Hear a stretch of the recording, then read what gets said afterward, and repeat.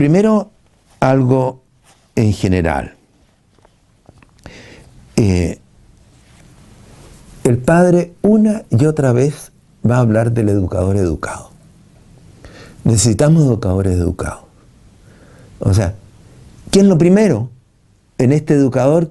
Lo primero que le pido, que sea coherente, que sea una personalidad sólida, ¿no es cierto? Que dé ejemplo, que pueda ser un ejemplo vivo para el resto. Dice así el Padre: en primer lugar, la necesidad que el educador sea una persona íntegra.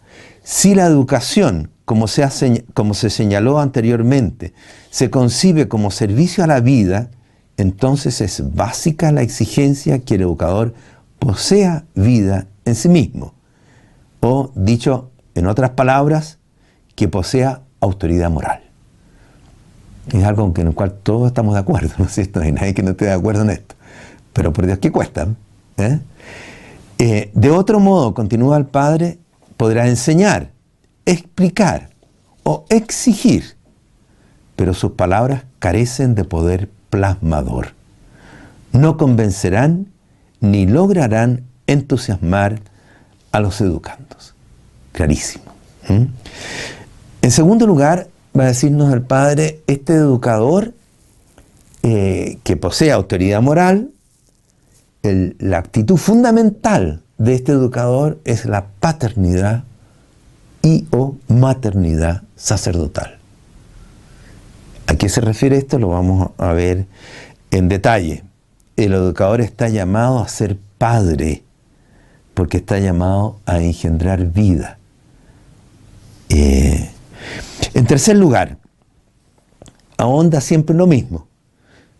En esta actitud de paternidad de este educador que posee autoridad moral, lo central es el respeto.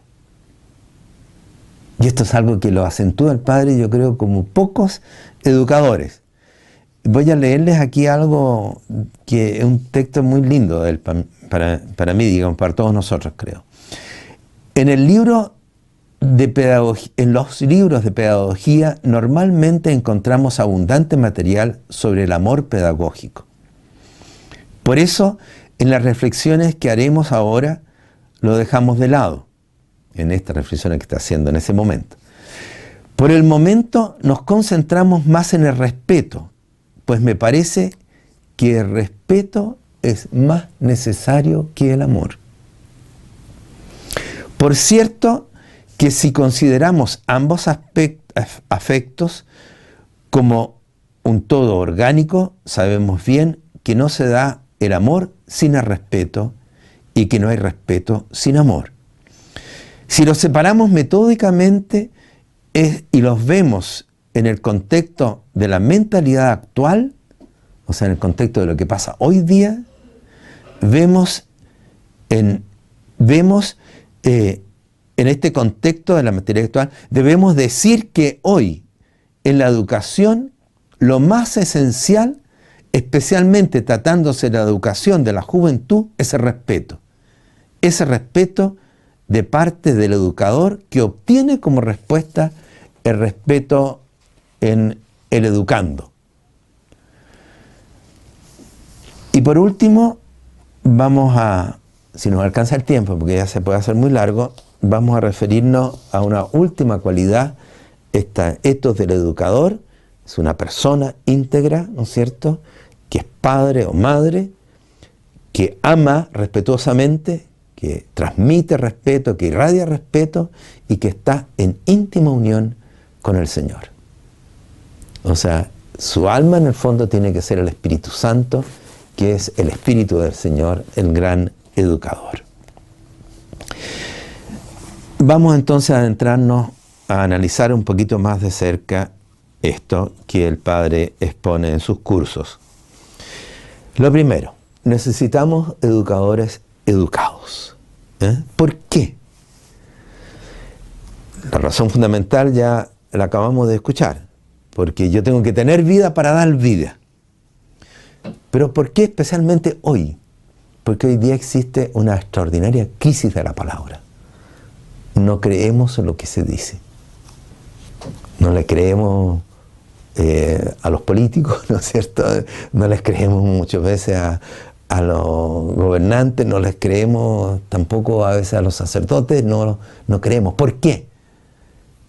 Porque vemos que no hay coherencia entre lo que dicen y lo que son. Ese es el gran problema, el problema fundamental, diría yo, hoy día del educador. Hay una crisis de autenticidad. No hay autenticidad. Y si un educador no es auténtico, no va a educar. Podrá exigir, como decía el padre, podrá mandar, podrá castigar, lo que sea, adiestrar, pero no educar. Tenemos que contar con que realmente nuestros educadores puedan ser ejemplo vital. Un ejemplo que encarna el ideal. Y eso no es gratis. Vamos a ver ahora lo que cuesta, ¿no es cierto? Y por eso la mayoría de los educadores no lo asumen, porque es difícil ser educador, es lo más difícil que hay, porque exige mucho al educador. Llegar a tener autoridad moral no es de un día a otro. El padre va a repetir mucho esa frase que ustedes también conocen, que dice: las ideas ilustran, los ejemplos arrastran. Y eso es lo que necesitamos hoy día. Personas que convenzan, que irradien, que atraigan por lo que son. La vida se enciende por la vida. Aquí el padre habla mucho del aroma, de la atmósfera que tiene que irradiar o transuntar la persona misma del educador. ¿Cómo lo hacemos? En un contexto donde yo diría la gran falla es precisamente la carencia de esto. Educadores débiles, educadores que no cumplen, no responsables, que no tienen solidez, que quizás tienen una formación técnica, pero que como personas no tienen un núcleo personal, no son un punto de referencia, un punto de apoyo real, alguien que inspire. Ese es el problema. Son cambiantes, son irresponsables, no son confiables. Y eso, padres de familia, profesores, ¿no es cierto?, jefes, apóstoles, etc. Hay dos grandes frentes que menciona el padre Quinter aquí. Porque tenemos que tener un camino. ¿Cómo lograr ser educadores educados? Lo primero es la lucha mano a mano que tiene que librar el educador con los educandos en la consecución de los ideales. Y esto es algo que yo diría que es muy original del padre Quinter. No digo que sea único, pero que él lo acentúa en forma única. Tiene que darse una especie de competencia, llamémoslo así, de superación entre el educador y el educando. Y lo segundo es que el educador tiene que superar todo rasgo infantilista de su persona. Si quiero ser una autoridad moral, tengo que superar el infantilismo que normalmente anida en nuestro ser. Primero, la gran tarea entonces. ¿Cómo nosotros vamos a entrar, como les decía, en una competencia con nuestros educandos? ¿A qué se refiere el padre Quinter en esto? Yo, ¿no es cierto?, como educador, tengo que ayudar motivando, mostrando caminos, mostrando ideales, etcétera, etcétera, al educando. Lo que yo le pido, yo mismo, ¿lo he conquistado? Si yo le pido orden, y voy a exigir orden en la clase o en la casa o lo que sea, y yo como papá o mamá o como profesor, ¿soy una persona ordenada? ¿Lucho por el orden? Y fíjense que hay otra cosa aquí que el padre siempre dice. No es que tengamos que ser perfectos, porque tenemos que esperar hasta la visión beatífica, ¿no es cierto? Pero sí que estemos luchando por. ¿Estoy luchando yo por lo que le estoy pidiendo a él o a ellos? Es una pregunta bien importante. Si yo digo o me digo, en realidad yo eso lo he logrado, esa actitud la tengo. El padre Quinter le dice, bueno, busque ¿En qué otra cosa usted todavía tiene que luchar? ¿Cuál es su frente de lucha? ¿Por qué? Porque tiene que encontrarse con el educando en el mismo plano. Ambos estamos luchando por superarnos. Esa es la clave. O estamos luchando por lo mismo, o yo estoy luchando también en algo distinto quizás a eso que yo le pido que luche, pero yo estoy también luchando.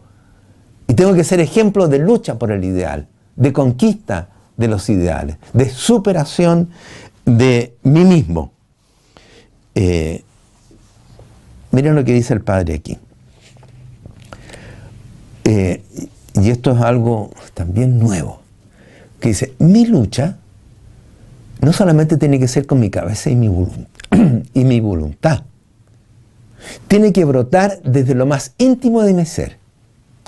O sea, yo tengo que estar luchando no solamente con la fuerza de la voluntad, sino con toda la fuerza emotiva que brota hasta de mi subconsciente, dice el Padre, hasta de mi inconsciente. Eso es nuevo en general. No solo mi voluntad o inteligencia deben aspirar al ideal, sino que debo aspirar a superarme desde las raíces de mi ser, captando mis pasiones instintivas positivas, mi impulso fundamental, mi afectividad, de tal modo que yo esté poseído interiormente por el ideal. O sea, aquí hay una faceta distinta. No es simplemente que yo estoy mostrando que estoy luchando, sino que yo estoy apasionado por eso. Yo estoy luchando con todo mi ser por eso, instintivamente. O sea, con las fuerzas fundamentales que brotan de mí. Lo mismo que le voy a pedir yo a Él. Porque con la pura voluntad logramos poco. Todos los trabajos de autoformación que hacemos, si lo centramos solamente en tener claro lo que tengo que hacer y darle con la voluntad, nos quebramos a la larga, no logramos. Tenemos que captar otras fuerzas que están en nosotros. Y esto es una especialidad del Padre Kentrey. Dice el Padre, la consigna es esta: el educador debe hacer instintivamente suyo la aspiración al ideal de los educandos. Y ahora les voy a leer un trocito un poquito más largo, porque en esto ojalá que lo captemos bien, porque les insisto, no es común. Dar una respuesta ya hecha y aprendida no significa dar vida. Se puede predicar mucho, ¿no es cierto? Pero otra cosa es dar vida. Porque para eso están también los libros. En mi condición de educador, primero he de librar a fondo la lucha que está librando mi interlocutor. He abordado con mi corazón todas las necesidades y defectos de mis educandos. Los he elaborado a fondo. Esa palabrita elaborado es típica del Padre Kentrey. O sea, yo tengo que haber trabajado eso interiormente. No simplemente yo ya estoy entusiasmado, no, yo tengo que haberlo trabajado. Lo he elaborado a fondo. Que esta actitud se convierta en una segunda naturaleza en nosotros. Continúa. Consideremos el otro término importante: asociarse al empeño por los ideales, comprometiendo la dimensión instintiva. Porque no basta con una asociación que se agote en el plano intelectual o de las ideas. Ha de ser una asociación que comprometa también el plano de los instintos. Las meras ideas y palabras son como pompas de jabón. Revientan luego de tomar contacto con el aire. A la larga no basta con ponerse a la altura de nuestro séquito, solo con la fuerza de la voluntad, porque eso no compromete a la persona en su totalidad. Dicho con la frase latina, los sacerdotes me entenderán, incluso los motus primi primi, las mociones espontáneas de nuestro corazón deben ser captadas y fluir hacia el ideal. Sabemos que no podemos alcanzar la meta en este alto grado, pero al menos hemos de tenerla presente en la mira. depuración del subconsciente. Hemos de estar llenos y colmados del ideal por los ideales católicos, hasta en las últimas raíces de nuestro ser, incluso cuando vamos a recorrer vías de cruces, más aún cuando debamos morir por ellas. Esto es algo que, les digo, les insisto, es algo propio del Padre Kentrey. Y es algo a lo cual se refería cuando había que complementarlo, las cosas que él había dicho antes en los cursos anteriores, después de mi boque. Es esa insistencia en que hay que captar el subconsciente, que hay que captar la fuerza instintiva, que lo emotivo tenemos que comprometerlo, porque si no, en el medio en que nosotros vivimos, vamos a ser borrados simplemente por las corrientes que hay, y no vamos a ser capaces de llevar otra vida distinta a la que se está viviendo. Después vamos a seguir en una tercera parte. Lo primero entonces, para lograr ser autoridad moral o poder ser un ejemplo vivo de los ideales para las personas que queremos ayudar a que ellos crezcan, es el trabajar profundamente en nuestra autoformación y entrar en una, entre comillas, competencia, en una comunidad entre nuestro esfuerzo y el esfuerzo de nuestro educando. Y aquí se va a dar, ¿no es cierto?, una recíproca motivación. Para mí, como educador, la inspiración me viene de los alumnos, de ayudarles, ¿no es cierto?, a que ellos crezcan. Por eso yo me exijo a mí mismo. Y al revés, ¿no es cierto?, para ellos yo soy la inspiración. Y así nosotros entramos, somos mutuamente educadores el uno del otro. Y no simplemente yo estoy aquí como educador y yo dictamino, dicto o exijo.